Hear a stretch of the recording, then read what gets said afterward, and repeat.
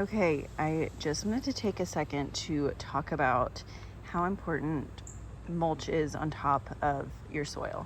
So I am in zone 9A, Austin, Texas, and it gets really, really hot here, and it's going to be hot for a couple months more, and the sun is just literally scorching down on these plants and on these beds.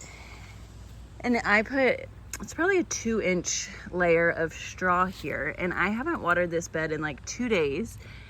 And going here, moving the straw aside, it's still moist. Like, the soil is still moist to the touch. It's looking good. It's not dried out at all. And that's truly all thanks to the straw on top. So if you are planting a garden bed, if you're transplanting, doing anything, it is so important to keep the soil covered, because especially in a place like Austin, because it is so hot and the rays really can just zap the life right out of the soil.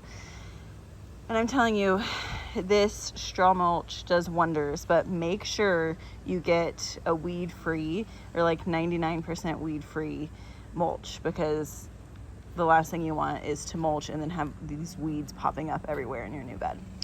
So just a moment for a shout out to straw. We love it.